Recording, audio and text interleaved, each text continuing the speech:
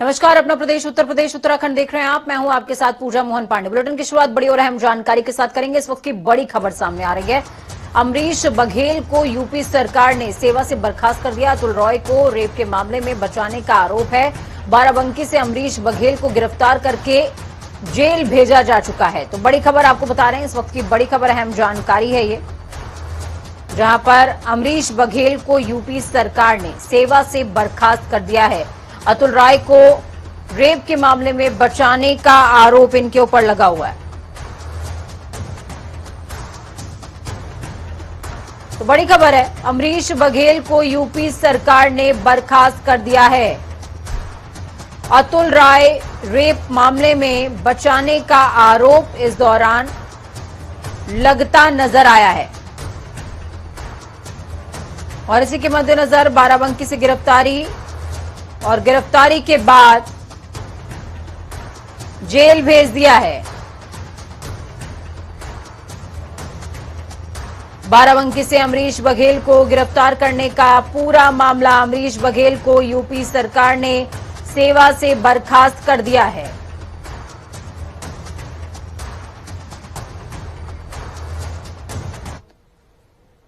तो इस बीच एक और बड़ी और अहम जानकारी सामने आ रही है। कुशीनगर पहुंचे हैं सीएम योगी आदित्यनाथ। पीएम के दौरे को लेकर तैयारियों की समीक्षा कर रहे हैं। योगी के साथ नेता और अधिकारी भी मौजूद। सीएम ने अधिकारियों को दिशा निर्देश भी दिया है। तो बड़ी खबर, अहम जानकारी इस वक्त की। कुशीनगर पहुंच चुके हैं सीएम योगी आदित्यनाथ। योगी के साथ नेता और अधिकारी भी मौजूद हैं। प्रमोद हमारे साथ फोन लाइन पर जुड़ चुके हैं। प्रमोद, क्या कुछ अपडेट ग्राउंड जीरो से? लेकिन यहाँ योगी आदित्यनाथ जी का निरीक्षण करने के लिए आ गए हैं। कल 20 अक्टूबर है और यहाँ पीएम मोदी का कार्यक्रम है 3 जगहों पे। मुख्यमंत्री एयरपोर्ट पे पहुंचते ही उन्होंने काफी बारीकी से निरीक्षण किए हैं। उसके बाद वह बरवा राजा फार्म आए हुए हैं, जहाँ पे मुख्य कार्यक्रम है पीएम मोदी का। वहाँ पे निरीक्षण कर रहे हैं, तमाम तैयारियों का जायजा ले रहे हैं। इसके बाद से जहाँ पे पीएम मोदी बुद्ध भगवान की लेटी हुई प्रतिमा पर चीवर चढ़ाएंगे, वहां भी जाएंगे जायजा लेने के लिए। जी ठीक है, बहुत शुक्रिया हमारे साथ जुड़ने के लिए, अहम जानकारी साझा करने के लिए। तो प्रधानमंत्री के दौरे से पहले तैयारियों को लेकर समीक्षा करने मुख्यमंत्री खुद पहुंचे हुए हैं कुशीनगर। तमाम नेता और अधिकारी भी उनके साथ में मौजूद हैं।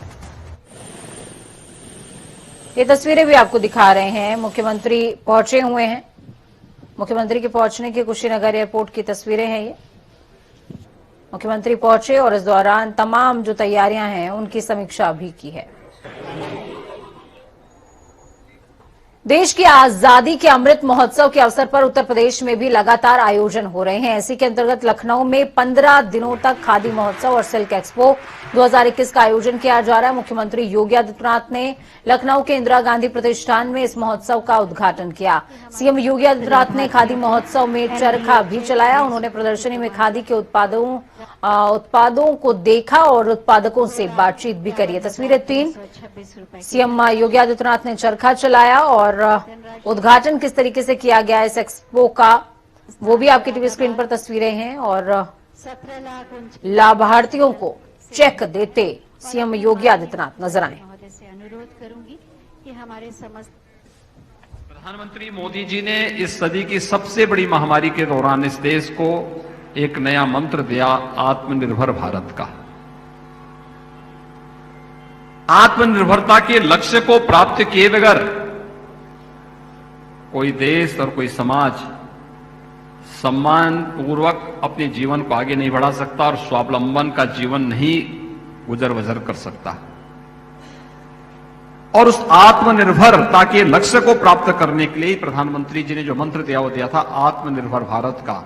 कि आत्मनिर्भर भारत के लक्ष्य को प्राप्त करने के लिए हमें क्या करना चाहिए? Vocal for local. आने वाला समय खादी का है। यह देश आजादी के 75वें वर्ष में प्रवेश किया है और आप देखना खादी के प्रति लोगों का रुझान किस कदर बढ़ा है। मैंने पिछले 3 दिनों के अंदर इस प्रदर्शनी में आती हुई भीड़ का अवलोकन किया है। मैं प्रतिदिन इंटेलिजेंस से रिपोर्ट मांगता हूं, कहां पे क्या हो रहा है, क्या स्थितियां हैं, जनता के मन में कहां पर क्या बात हो रही है। और मुझे जबरदस्त आकर्षण देखने को मिला है इस एक पक्ष की यानी 15 दिन की इस प्रदर्शनी के लिए।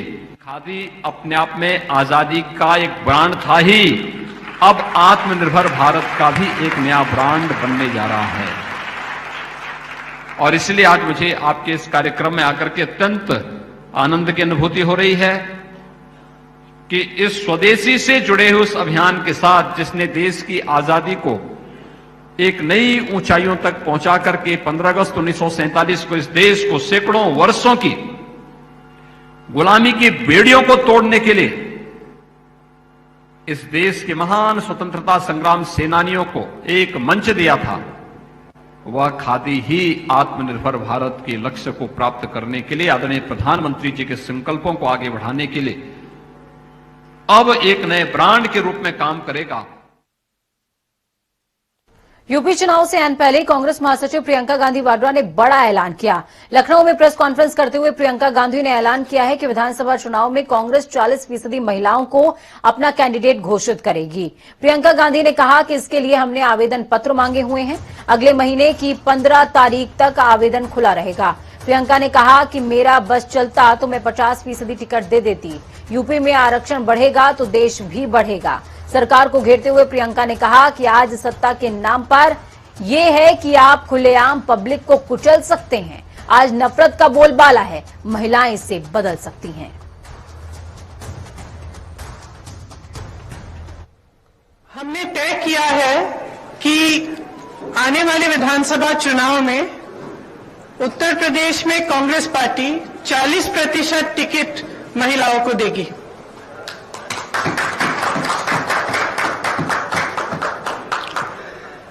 हमारी प्रतिज्ञा है कि महिलाएं उत्तर प्रदेश की राजनीति में पूरी तरह से भागीदार होंगी। ये फैसला हमने किस लिए किया? जब मैं 2019 के चुनाव में उत्तर प्रदेश प्रचार के लिए आई थी तो इलाहाबाद यूनिवर्सिटी की कुछ लड़कियां मेरे से मिली और उन्होंने मुझे बताया कि किस तरह से यूनिवर्सिटी के नियम कानून, हॉस्टल के नियम कानून उनके लिए अलग थे और पुरुषों के लिए अलग।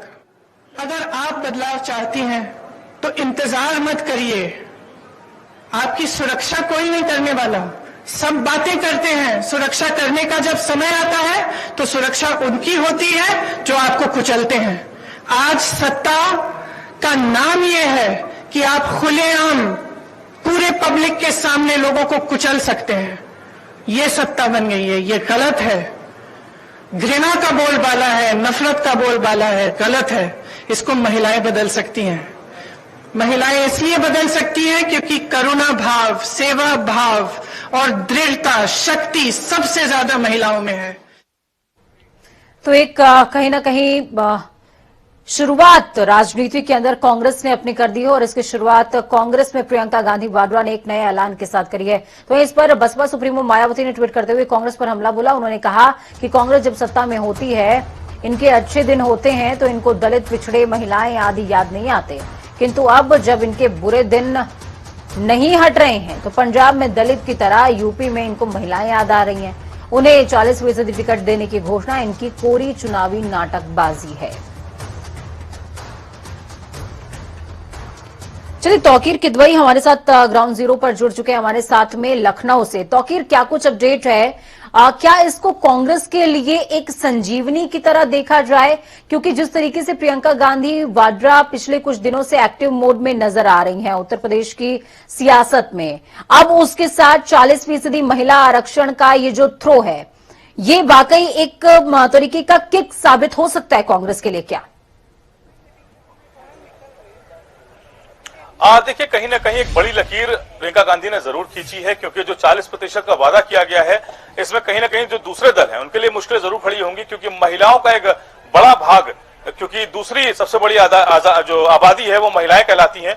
और मेरे पीछे जो तस्वीर आप देख रहे हैं ये सब महिला आज यहाँ पर जुटी थी और उसमें ज्यादातर वो लोग हैं जो प्रत्याशी के तौर पर आज यहाँ आवेदन भी करने पहुंची हैं, क्योंकि इनको जब ये पता चला कि महिलाओं को 40% टिकट दिया जाएगा कांग्रेस की तरफ से, इन महिलाओं ने एक उम्मीद देखी है कांग्रेस की तरफ। और आपको बताया जो महिला प्रदेश उपाध्यक्ष हैं यहाँ पर हमारे साथ है सरिता सिंगर जी, आपको टिकट के लिए कहा गया है कांग्रेस की तरफ से, क्या उम्मीद दिखती है? देखिए, टिकट के लिए अभी हम लोगों को जो 40% का आरक्षण, जो पहले तो 33% था, लेकिन अब उन्होंने आज प्रियंका जी ने जो 40% का वादा किया है, उससे महिलाओं में एक उम्मीद तो जगी है। और जब पहले भी टिकट का कोई वो नहीं था, लेकिन महिलाएं बिल्कुल अपनी जी जान से लग करके कांग्रेस के प्रति हमेशा समर्पित रही हैं। तो अब लगता है कि जैसे 40% का आज वादा किया है मैडम ने, तो मुझे लगता है कि अब महिलाओं में भागीदारी भी बढ़ेगी और महिलाओं की जो संख्या है कांग्रेस में जुड़ने की, वो भी बढ़ेगी। तो देखिए, ये अलग अलग हैं, लोगों की राय है। कुछ और महिलाएं हैं जो प्रत्याशी के तौर पर आज आवेदन भी कर रही हैं। क्या नाम है आपका? जी, मेरा नाम सबिया अंसारी है। मैं आजमगढ़ से आई हूँ। मैं स्टेट कोऑर्डिनेटर हूँ यूपी कांग्रेस माइनॉरिटी डिपार्टमेंट की, और मैं आजमगढ़ के एक विधानसभा 346 मुबारकपुर से टिकट की दावेदारी भी की हूँ मजबूती के साथ। तो देखिए, ये महिलाएं हैं अलग अलग सभी। देखिए, एक और आई है यहाँ पर महिला, कहाँ से आई है आप? मैं चित्रकूट से आई हूँ। रंजना बराती लाल पांडे मेरा नाम है, और मैं ये 2019 में उपचुनाव में मानिकपुर विधानसभा 237 से प्रत्याशी भी थी। तो देखिए, ये महिलाओं में एक जो बिल्कुल तौकीर, ये तमाम जो आवाज है ये अब बुलंद होने लगी है, और इसी आवाज को हवा देने का काम आज प्रियंका गांधी वाड्रा ने किया है। लेकिन लगातार जिस तरीके का कोशिश है कांग्रेस की तरफ से, विपक्षी भी कांग्रेस को लगातार घेर रहे हैं, क्या लगता है कि ग्राउंड जीरो पर वो पकड़ वापस से कांग्रेस हासिल कर पाएगी क्या? क्योंकि उत्तर प्रदेश की सियासत की बात करें तो कभी सत्ता हासिल नहीं हुई कांग्रेस को।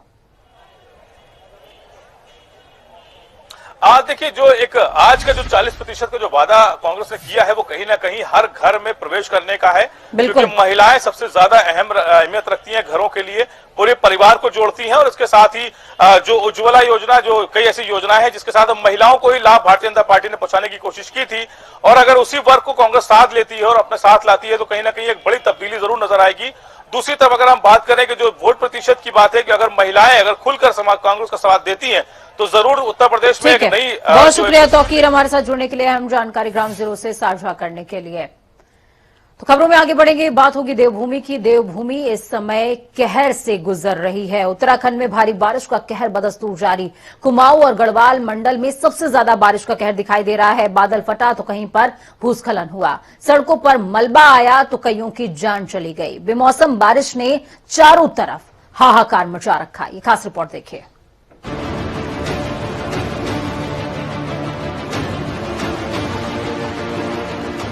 देवभूमि में 3 दिनों से लगातार हो रही बारिश के कारण हालात अस्त व्यस्त हो गए हैं। बारिश के कारण 3 दिनों से जहां केदार धाम की यात्रा बंद पड़ी है, वहीं बद्रीनाथ और केदारनाथ हाईवे भी जगह जगह भूस्खलन से बंद पड़े हैं।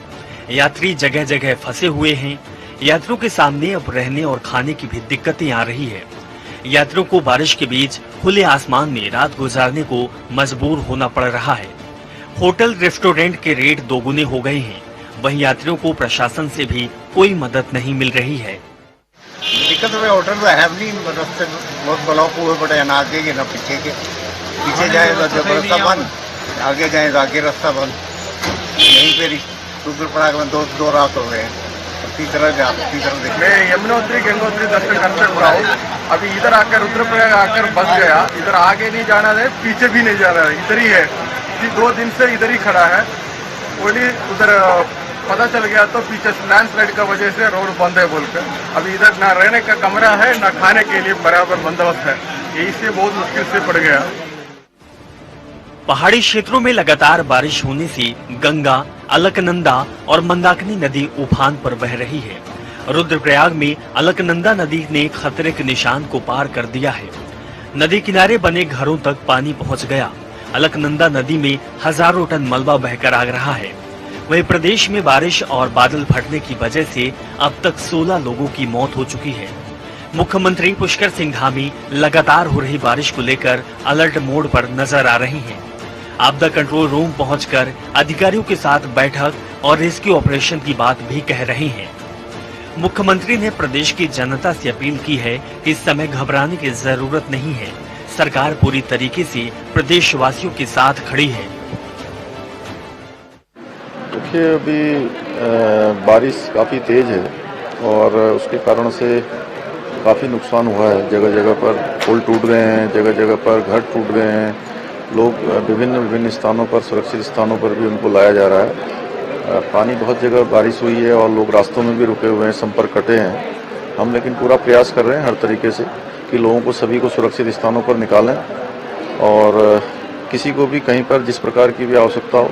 माननीय प्रधानमंत्री जी ने भी अभी दूरभाष पर बात की है और उन्होंने भी हर संभव जो भी सहायता हो सकती है उन्होंने कहा है कि वो करेंगे। नैनीताल जिले के रामगढ़ सुकना क्षेत्र में बादल फटा है। बादल फटने से कई घरों में मलबा घुस गया। मलबे में कई लोगों के दबे होने की खबर है। इसके अलावा जिले के ओखलकांडा क्षेत्र में भी भारी नुकसान हुआ है। पूर्व मुख्यमंत्री हरीश रावत ने क्षतिग्रस्त गौला पुल का निरीक्षण कर अधिकारियों से घटनाक्रम की जानकारी ली। और मैंने अपने सब साथियों से बातचीत की है, तो सब लोग, हमारे लोग भी पूरी अलर्ट पे हैं। लेकिन मैं हल्द्वानी के लोगों से जरूर प्रार्थना करना चाहता हूं कि ये गोला पुल को, यहाँ पर स्थिति चिंताजनक है, जरा प्रशासन को अपने तरीके से वो लेने दें, क्योंकि गोला ने यदि जरा सा रास्ता बदल दिया तो बहुत खतरा हो जाएगा सबके जीवन के लिए। उत्तराखंड में लगातार बारिश के कारण जगह जगह भूस्खलन से मकान टूटने और मार्ग बंद होने की घटनाएं सामने आ रही है। बारिश के कारण कई इलाकों का संपर्क मार्ग बंद है तो कई लोगों की आशाएं छिन गई हैं। बेमौसम हुई बारिश से चारों तरफ हाहाकार मचा हुआ है। अब तो देवभूमि के लोग देवताओं से प्रार्थना कर रहे हैं और कह रहे हैं, मेघनाथ अब तो थम जाओ और हमारे जिंदगी पर आप रहम खाओ। ब्यूरो रिपोर्ट, जनता टीवी। तो वहीं दूसरी तरफ उत्तराखंड में पिछले 2 दिनों से हो रही बारिश की वजह से आम जनजीवन जहां प्रभावित हुआ, तो वहीं प्रदेश में बारिश और बादल फटने की वजह से अब तक 16 लोगों की मौत हो चुकी है। मुख्यमंत्री पुष्कर सिंह धामी लगातार बारिश पर नजर बनाए हुए हैं। सूबा अलर्ट मोड पर नजर आ रहा है। आज भी मुख्यमंत्री पुष्कर सिंह धामी ने सुबह आपदा कंट्रोल रूम पहुंचकर अधिकारियों के साथ बैठक करी, जिसमें उन्होंने रेस्क्यू ऑपरेशन के लिए वायुसेना की भी मदद मांगी है। हवाई सेना के 3 हेलीकॉप्टर रेस्क्यू ऑपरेशन में जुटे हुए हैं, जिनमें से 2 हेलीकॉप्टर कुमाऊं और 1 हेलीकॉप्टर गढ़वाल में तैनात होगा। मुख्यमंत्री ने प्रदेश की जनता से अपील करी है कि इस समय घबराने की जरूरत नहीं है। सरकार पूरी तरीके से प्रदेशवासियों के साथ खड़ी हुई है। धनंजय ढोंडियाल हमारे साथ में जुड़े हुए हैं, देहरादून से लाइव जुड़े हैं। धनंजय, क्या कुछ अपडेट है? सूबे के लिए इस समय हालात बहुत अच्छे नहीं हैं और ऐसे में मुख्यमंत्री ने आश्वासन दिया है कि घबराइए नहीं, हम आपके साथ हैं। निश्चित तौर पर पूजा, यदि उत्तराखंड की बात करें, उत्तराखंड एक भौगोलिक स्थिति है उत्तराखंड की। यदि दुर्गम क्षेत्रों की बात करें, क्योंकि आपदा की हम बात करते हैं तो हमें जिस तरह की त्रासदी हमें 2013 में देखने को मिली है, 2010 में देखने को मिली है, और इस बार भी जो दिक्कतें सामने आई हैं वो कहीं न कहीं जो है दिक्कतों का सामना आम जनता को करना पड़ा है। लेकिन देखिए, ऐसे में सरकार का एक दायित्व है। सरकार जिस तरीके से धामी सरकार काम कर रही है, लगातार मुख्यमंत्री उसमें नजरें बनाए हुए हैं। सुबह भी आज की यदि हम बात करते हो, आज ही मुख्यमंत्री ने जो है सोनप्रयाग, रुद्रप्रयाग का दौरा किया, हवाई सर्वेक्षण उन्होंने किया है और तमाम जो वहाँ के जिलाधिकारी से उन्होंने बात की है। जो आपदा मंत्री हैं धन सिंह रावत, वो साथ में थे। उत्तराखंड के जो डीजीपी है वो साथ में थे। और अब से कुछ देर पहले पूजा, जिस तरीके से नैनीताल से जो खबर सामने है, हल्द्वानी से जो खबर सामने आई है कि जहां 27 लोगों के जो है बादल फटने से मौत हो गई है, तो ऐसे में मुख्यमंत्री जो दिल्ली दौरा था, मुख्यमंत्री ने दिल्ली दौरा अपना रद्द किया है और वो इस समय हल्द्वानी के लिए रवाना हो चुके। और जो सूत्र जानकारी दे रहे हैं पूजा, आज मुख्यमंत्री वहीं पर रहेंगे। ठीक है धनंजय, मैं आपसे समझना चाहूंगी और मेरे ख्याल में तमाम दर्शक और तमाम यात्री जो इस समय सूबे में मौजूद हैं वो भी ये बात जानना चाहेंगे कि ग्राउंड जीरो पर कई ऐसी जगहें होती हैं जिनका अवलोकन बहुत मुश्किल हो जाता है। ऐसे हालातों में कई लोग बहुत छोटी छोटी जगहों पर फंसे होते हैं, तो क्या सरकार की तरफ से किसी तरीके की प्लानिंग, किसी तरीके का रोड मैप तैयार किया गया है आपदा कंट्रोल टीम के साथ बैठ करके कि छोटी छोटी जगहों पर कैसे पहुंचना जाए जो दुर्गम क्षेत्र हैं? बिल्कुल पूजा सही कहा आपने, क्योंकि सरकार का दायित्व बनता है। सरकार लगातार जो एनडीआरएफ की टीमें हैं या एसडीआरएफ की जो टीमें हैं, जो 29 टुकड़ियां उन्होंने बनाई हुई हैं, वो तमाम जगहों पे काम कर रही है। एसडीआरएफ हो या एनडीआरएफ हो या जिला प्रशासन हो, तमाम वहां पर जो है काम किया जा रहा है। मुख्यमंत्री उसमें नजरें बना हुए हैं। लेकिन ऐसा में एक बड़ा सवाल है, विपक्ष जिस तरीके से खासकर हरीश रावत की बात करें, हरीश रावत ने भी कहा है कि जो वहां पर राहत सामग्री मिलनी चाहिए थी वो नहीं मिल पा रही, जबकि मुख्यमंत्री खुद कह रहे हैं कि 5000 से ज्यादा जो यात्री वो फंसे हुए हैं जगह जगह में। चाहे आप हनुमान छठी की बात कर ले, आप ठीक है। और इस बीच सबसे बड़ी बात है धनंजय कि केदारनाथ जैसे क्षेत्र में जो अति दुर्गम क्षेत्रों में आता है, वहां पर लापरवाही भी देखने को मिली। यात्री फंसे हुए थे, जब मना कर दिया गया कि आपको दर्शन नहीं करवाए जाएंगे, आपको होल्ड पर रखा गया है, लेकिन उसके बावजूद कई सैकड़ों यात्रियों को कल दर्शन करवाए गए थे। जब पता है कि परिस्थितियां इस तरीके की हैं, तो इस तरीके के रवैये पर ढील क्यों दी जा रही है? सवाल है ये। निश्चित तौर पर पूजा बहुत अच्छा सवाल है, क्योंकि जिस तरीके से जो जिला प्रशासन वहां का है, जिला प्रशासन की कहीं ना कहीं कमियां यहाँ पर देखने को मिली है। और इसको लेकर आज मुख्यमंत्री हैं या आपदा जो सचिव है एस मुरुगन, उन्होंने आज एक बैठक भी की है। उन्होंने आपदा प्रबंधक सचिवालय का उन्होंने जो है दौरा किया। वहां पर अधिकारियों को कहा है कि किसकी मर्जी से, किसके कहने पर जो यात्री है उनको जो है वहां पर भेजा गया है। इस पर भी जो है उन्होंने कहा कि जांच होगी और जो भी इसमें जांच के दायरे में आएगा उस पर कार्रवाई होगी। लेकिन पूजा समय बड़ा सवाल, सबसे बड़ा सवाल इस समय यह है कि उत्तराखंड इस समय त्रासदी से जूझ रहा है। तमाम जो लोग हैं, लोगों का जो जीवन है, जो यापन है, उनको काफी दिक्कतों का सामना करना पड़ रहा है। वो पौड़ी हो, चमोली हो, पिथौरागढ़ हो या नैनीताल की बात कर लें। और ऐसे में हालांकि जो राजधानी की बात हम पूजा करते हैं, राजधानी का जो मौसम है सुबह से ठीक है, लेकिन उसके बावजूद भी हरिद्वार हो, ऋषिकेश हो, राजधानी देहरादून हो, सभी जितने भी जो नदी नाले हैं उनको सबको, जो लोग वहां पर रहते हैं उनको अलर्ट किया गया। हरिद्वार के जो तमाम जिलाधिकारी है उनको अलर्ट पहले ही मुख्यमंत्री आज सुबह कर चुके हैं कि वहां पर किसी भी तरीके के जो लोग हैं। बहुत शुक्रिया हमारे साथ धनंजय जुड़ने के लिए, अहम जानकारी ग्राउंड जीरो से साझा करने के लिए। तो छोटी छोटी गलती बड़ी मुसीबत का रूप धारण कर सकती है, और बात यहाँ मुसीबत छोटी मोटी नहीं है, लोगों की जान का सवाल है। तो ढिलाई मत बरतिए, महकमे की जिम्मेदारी इस समय पर बहुत ज्यादा बढ़ जाती है, और आपकी भी जिम्मेदारी है कि आपकी जान आप खुद बचाएं। ऐसी जगहों पर मत जाइए जहां पे क्षेत्र को रिस्ट्रिक्टेड किया गया है। वक्त यहाँ पर छोटे से ब्रेक के उस पार खबरों का सफर लगातार जारी रहेगा। बने रहिए जनता टीवी के साथ, क्योंकि हमें आपकी ताकत। अपना और अपनों का बहुत ज्यादा ख्याल रखें। नमस्कार।